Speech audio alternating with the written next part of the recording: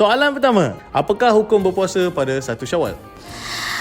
Haram. Betul. Yeay, alhamdulillah.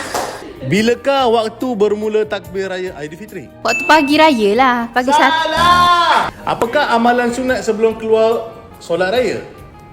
Amalan? Sunat sebelum keluar solat raya. 5, 4. Pakai wangi-wangian. 2, salah. Berapakah bilangan rakaat solat sunat Aidilfitri? 2.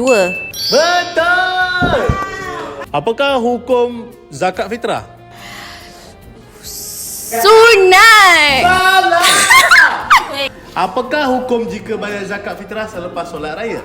Pasal raya. Haram. Ada ni harus. Berdosa je. Berdosa.